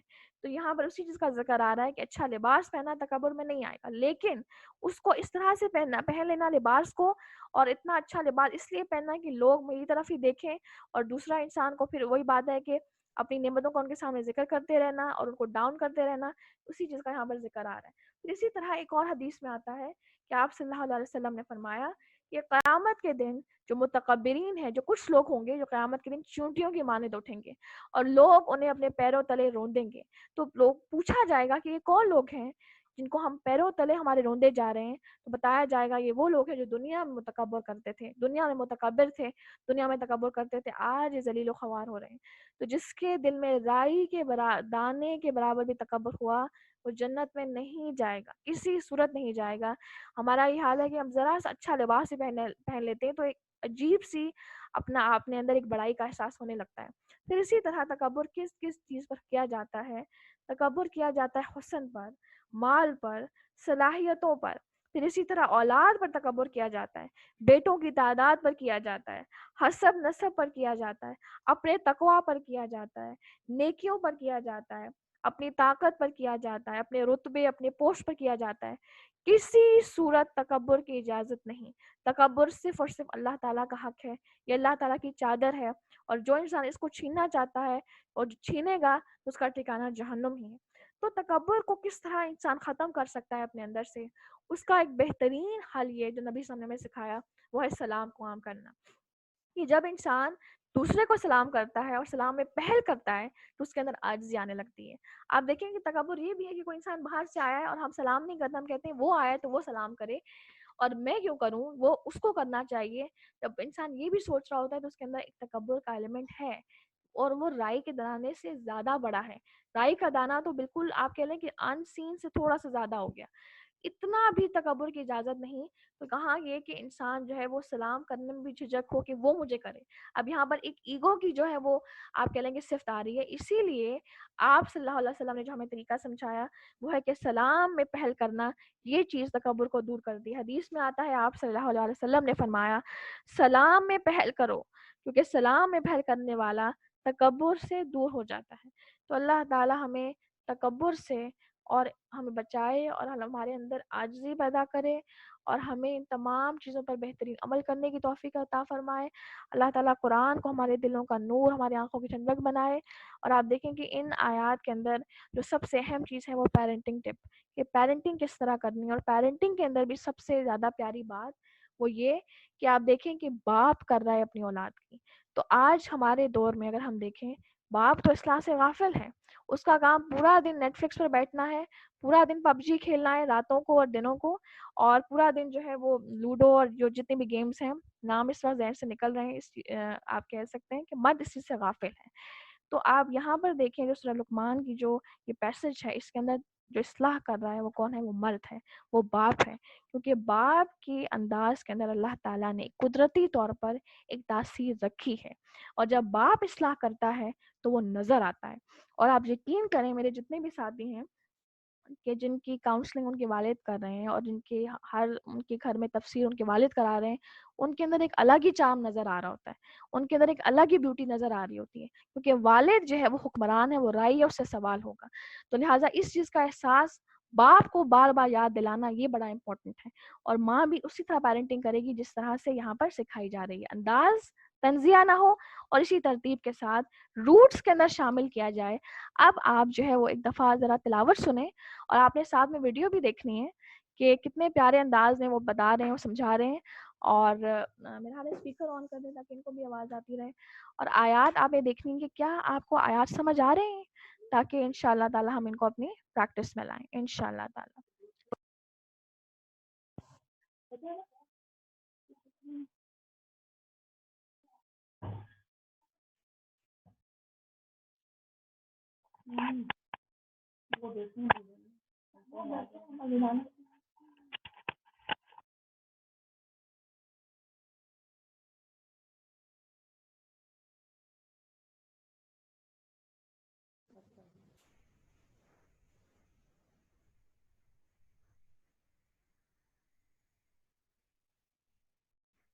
لقمان لابنه ويعظه يا بني لا تشرك بالله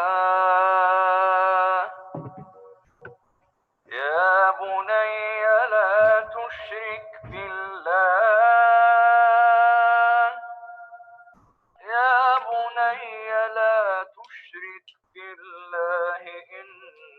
الشرك لظلم عظيم ووصينا الإنسان بوالديه حملته أمه وهنا على وهن وفصاله في عامين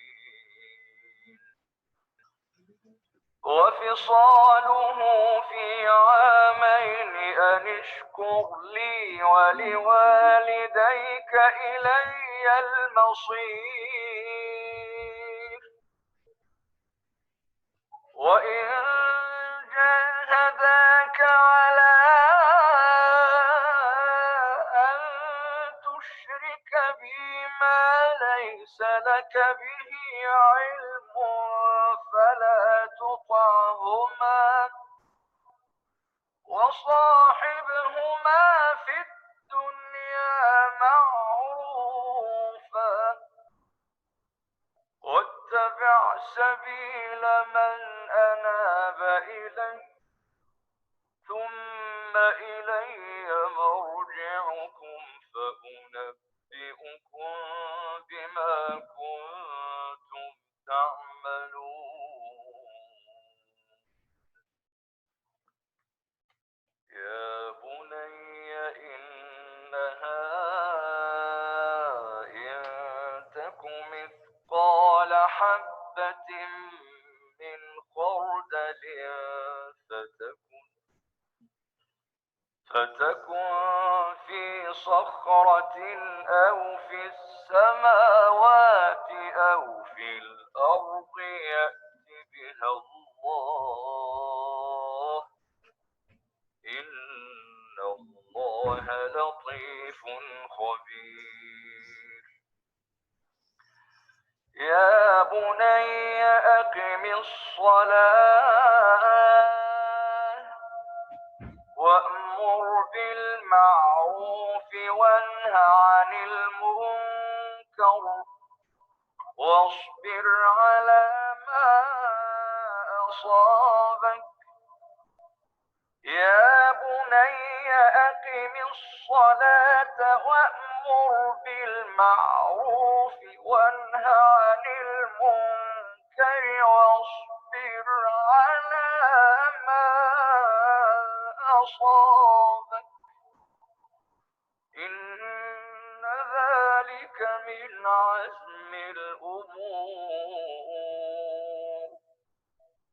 ولا تصعر خدك للناس ولا تمش في الأرض مرحا إن الله لا يحب كل مختال فخور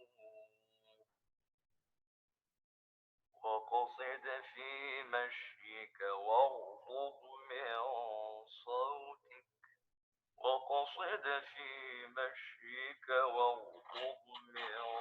صوتك إن أنكر الأصوات لصوت الحمير يا بني أقم الصلاة الله أكبر يا بني إنها إن تك مثقال حبة من خردل فتكن في صخرة أو في السماوات أو في الأرض يأت بها الله إن الله لطيف خبير يا بني أقم الصلاة وأمر بالمعروف وانه عن المنكر واصبر على ما أصابك إن ذلك من عزم القبور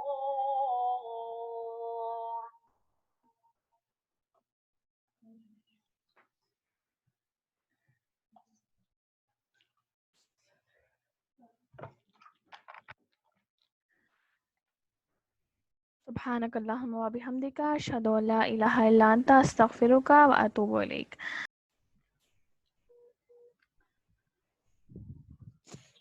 بسم اللہ الرحمن الرحیم. السلام علیکم. قرآن پاک کی آیت ہے جس کو ہم بہت زیادہ سنتے رہتے ہیں، لقد کان لکم رسول اللہ اسوۃ حسنہ. البتہ تحقیق رسول اللہ صلی اللہ علیہ وآلہ وسلم کی زندگی تمہارے لیے نمونہ ہے. تو دیکھیں اس آیت میں کیا کہا جا رہا ہے کہ رسول اللہ صلی اللہ علیہ وآلہ وسلم کی زندگی تمہارے لیے نمونہ ہے. تو ہم نے اس آیت کو بہت دفعہ پڑھا اور ہماری سلیبس کی کتابوں میں بھی ہے، ہم بچوں کو بھی پڑھاتے رہتے ہیں، لیکن ہم اس طرح، میں خود اپنے لیے بھی سمجھتی ہوں کہ ہم لوگ اس آیت کو اس طرح نہیں سمجھ سکے جس طرح اب جو ہے اللہ تعالیٰ نے ہمیں اس کو سمجھنے کی، اس آیت کو سمجھنے کی توفیق دی ہے. کہ ہم سیرت کے بہت سے واقعات کو پڑھتے ہیں، اور یہ جو بتائے جا رہے ہیں یہ واقعات جو ہے نا، ہم لوگ اپنی کتابوں میں یا سیرت النبی کی بکس میں ہم نے بہت دفعہ یہ پڑھے ہیں، اور پوری کتابیں سیرت النبی کی بھی ہم نے پڑھ لی ہیں، لیکن ہم اس طرح اچھے طریقے سے اس آیت کو کا مفہوم جو ہے وہ نہیں سمجھ سکے کہ کس طرح نبی صلی اللہ علیہ وآلہ وسلم کی زندگی جو ہے وہ ہمارے لیے نمونہ ہے. تو یہاں پر ایک حقیقت سی کوشش کی جا رہی ہے تاکہ ہمیں ایک طریقہ پتہ چل جائے کہ کس طرح نبی صلی اللہ علیہ وآلہ وسلم کی زندگی ہمارے لیے نمونہ ہے، کہ آپ صلی اللہ علیہ وآلہ وسلم کی زندگی کا کوئی بھی واقعہ، کوئی بھی جو پہلو ہے وہ ہمارے لیے جو ہے وہ نمونے سے خالی نہیں ہے. یعنی اس میں ہمارے لیے ایک سبق ہے، ہمارے لیے وہ آئیڈیل ہے، ہم نے اس طریقے کے مطابق اپنی زندگی گزارنی ہے. تو یہاں پر بھی آج ہم ایک واقعہ لے رہے ہیں کہ نبی صلی اللہ علیہ وآلہ وسلم کے دور میں ایک واقعہ پیش آیا جس کے اندر اسامہ بن زید رضی اللہ تعالیٰ عنہ نے نبی صلی اللہ علیہ وسلم کے پاس ایک عورت کی وکالت کی جو چوری کے گناہ کی مرتکب تھی. اور یہ واقعہ بھی ہم نے بہت مرتبہ پڑھا، لیکن جس طرح آج اس میں سے ہم اپنے لیے پہلو نکالیں گے شاید کبھی نہ نکال سکیں. جس پر نبی صلی اللہ علیہ وسلم انتہائی غصہ ہوئے اور منبر پر لوگوں سے کہا کہ تم سے پہلے لوگ اس لیے تباہ کیے گئے کیونکہ وہ حدود غریبوں پر نافذ کرتے اور امیروں کو معاف کرتے تھے. اس ذات کی قسم جس کے ہاتھ میں میری جان ہے کہ اگر میری اپنی بیٹی فاطمہ بھی ایسا کرتی تو میں اس کے ہاتھ کاٹ دیتا. تو یہ جو واقعہ ہے نبی صلی اللہ علیہ وسلم کا مساوات اس میں نظر آ رہی ہے کہ آپ اپنی بیٹی کا بھی نام لے رہے ہیں.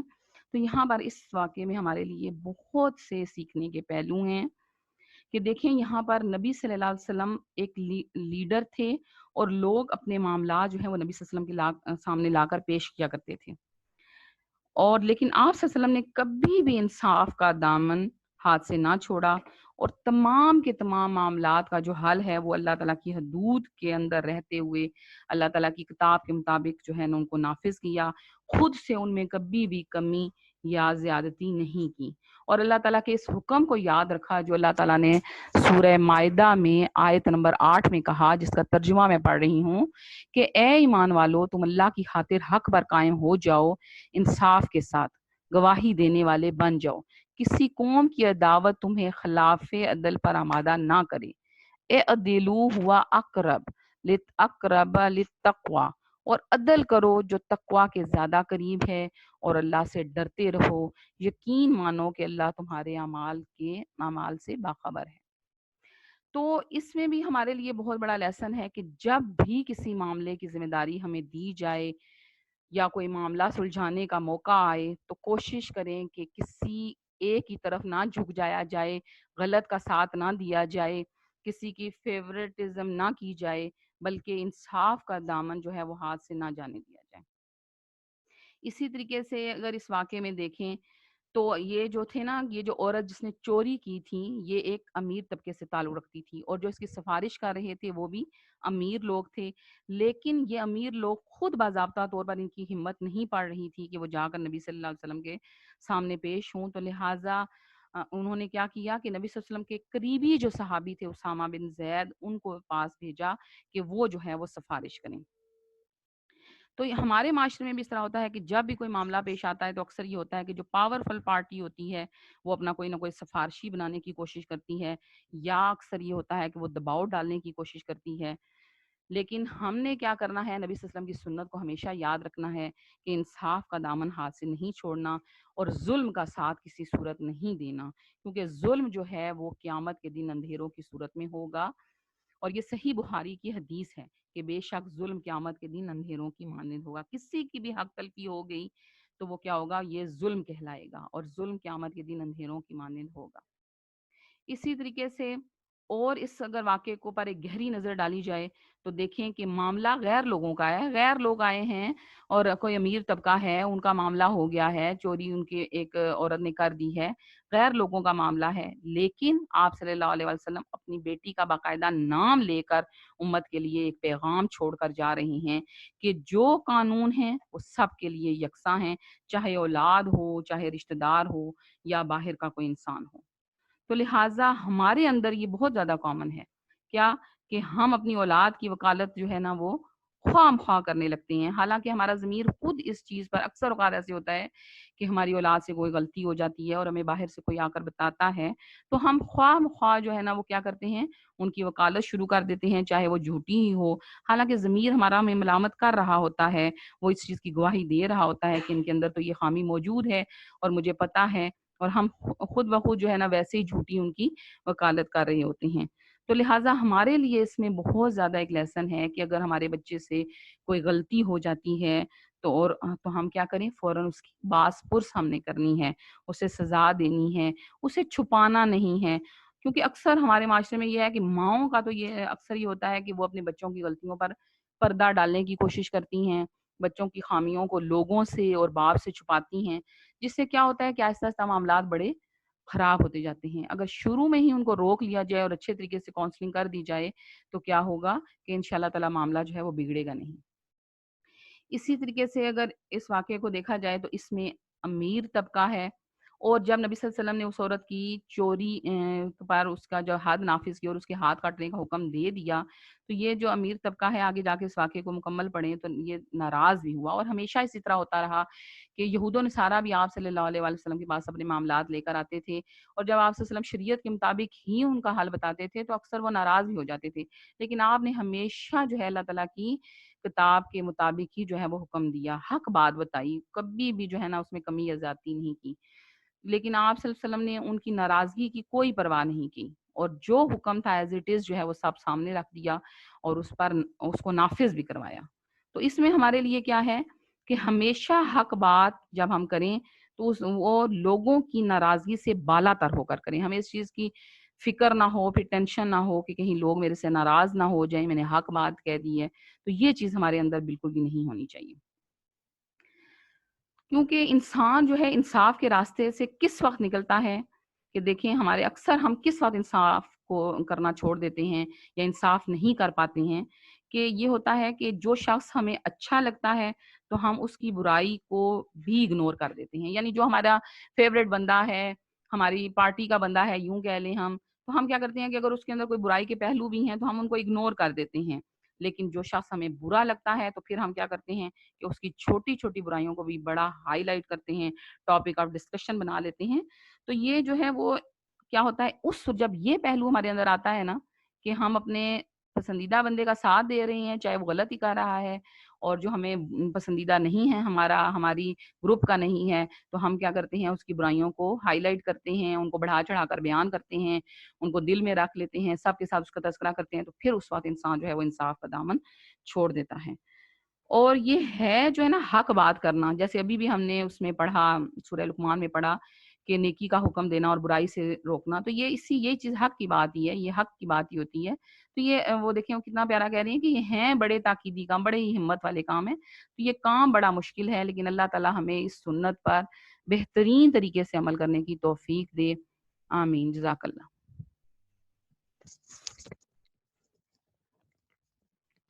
جزاک اللہ خیر. اب ہم سنت انشاءاللہ کریں گے. اسپیکر کے سارے کو کنیکٹ کر لیں. اچھا آپ طیبہ آپ بولیں، آپ کی آواز آ رہی ہے؟ السلام علیکم. وعلیکم السلام. آواز آ رہی ہے؟ ایک سیکنڈ میں ان سے پوچھتی ہوں ان کو آ رہی ہے تو پھر ٹھیک ہے.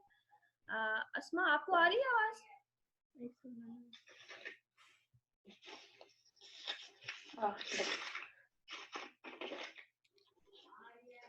ٹھیک ہے.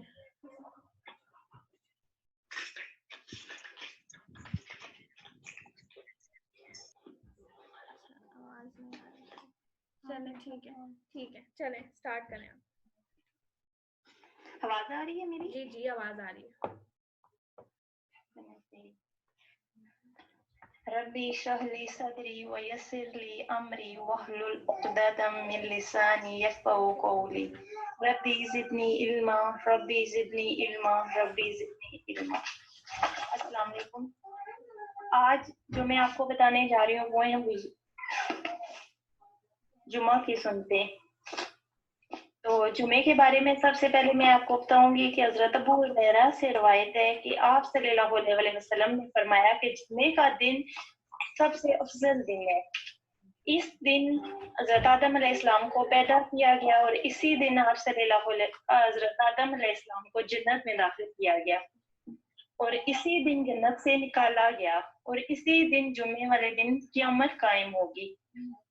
ایک اور جگہ حضرت حذیفہ بیان کرتے ہیں کہ رسول پاک صلی اللہ علیہ وسلم نے فرمایا کہ ہم سے پہلے لوگوں کو جمعے سے دور رکھا گیا اور یہودیوں کے لیے ہفتے کا دن، عیسائیوں کے لیے اتوار کا دن اللہ تعالیٰ نے لایا اور جب ہمیں اللہ تعالیٰ نے لایا تو ہمارے لیے جمعے کے دن کی ادائی تھی. اسی طرح روزے قیامت ہمیں پہلے دنیا میں آخر پہ آئے تھے اور قیامت والے دن ہم پہلے ہوں گے جس کا سب مخلوق سے پہلے فیصلہ کیا جائے گا.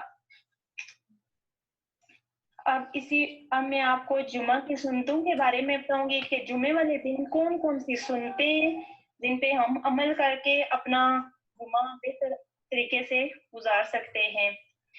غسل کرنا سب سے پہلی جو سنت ہے وہ ہے غسل کرنا. رسول پاک صلی اللہ علیہ وسلم نے فرمایا، بخاری سے روایت ہے کہ جمعے کے دن غسل کرنا ہر مسلمان پر واجب ہے.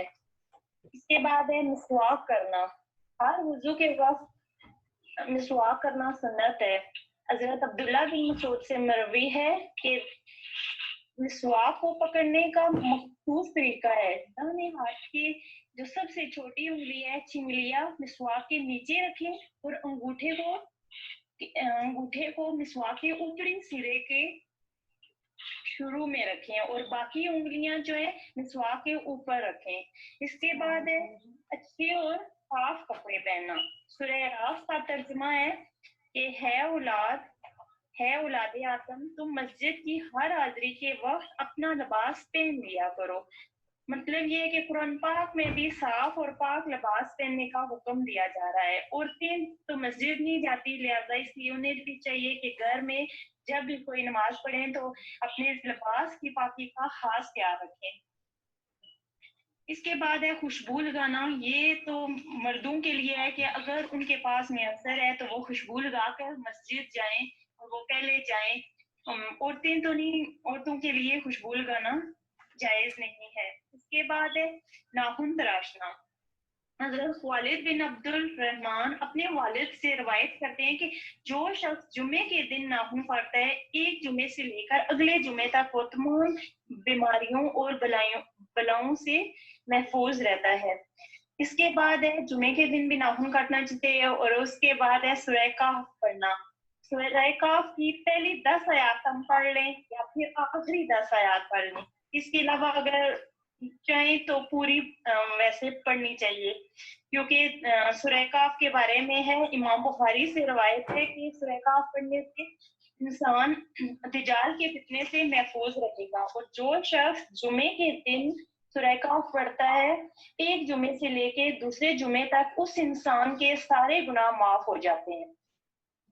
اور جس جمعے وہ پڑھتا ہے اس جمعے سے لے کے اگلے جمعے تک آسمان سے لے کے زمین تک ایسا نور پیدا ہوتا ہے کہ فرشتے اس نور پر چل کر آسمان تک جاتے ہیں. سبحان اللہ. اس کے بعد جمعے والے دن ہمیں درود شریف پڑھنا چاہیے زیادہ سے زیادہ دفعہ کیونکہ رسول اللہ صلی اللہ علیہ وسلم نے فرمایا کہ جو شخص جمعے کے دن صبح سے لے کے شام تک मुझ पर कसरत से दरूद पड़ता है, इस पर क़यामत वाले दिन मेरी शफाअत वाजिब हो जाएगी।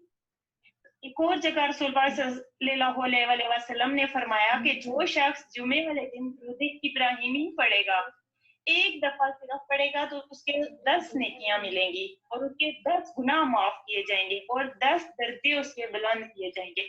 ये दुरूद इब्राहिमी आम दिनों में भी हम अगर पढ़ेंगे तो ये हमें फजीलत हासिल होगी। और इसके अलावा जुमे वाले दिन असर के बाद अगर हम 80 दफा ये वाला दुरूद शरीफ पढ़ेंगे, अल्लाहुम्मा सल्ली अला मुहम्मदिन नबीयिल उम्मी व अला आलिहि वसल्लिम तस्लीमा, तो ये पढ़ने से इंसान के 80 साल के गुनाह माफ हो जाते हैं। और इसके बाद जो सुन्नत है दुआ मांगना, दुआ मांगने के बारे में है कि जुमे वाले दिन पूरा दिन कबूलियत की घड़ी होती है और असर के से मगरिब के दरमियान जो होती है, इस टाइम ज्यादा से ज्यादा कबूलियत की घड़ी के चांसेस होते हैं। रसूलुल्लाह सल्लल्लाहु अलैहि वसल्लम ने फरमाया कि जुमे के दिन एक ऐसी घड़ी है ये जो मुसलमान जो मांगता है अल्लाह इसको जरूर अता फरमाता है, और वो घड़ी असर के बाद है। ये मुसन्नद अहमद की हदीस है। इसलिए हमें चाहिए कि हम जुमे वाले दिन ज्यादा से ज्यादा दुआओं का एहतमाम करें और अल्लाह ताला हमें ज्यादा से ज्यादा सुन्नतों पर अमल करने की तौफीक अता फरमाए। आमीन। जज़ाकल्लाह खैर। सुब्हानक अल्लाहुम्मा व बिहम्दिका अशहदु अन ला इलाहा इल्ला अंता अस्तगफिरुका व अतूबु इलैक।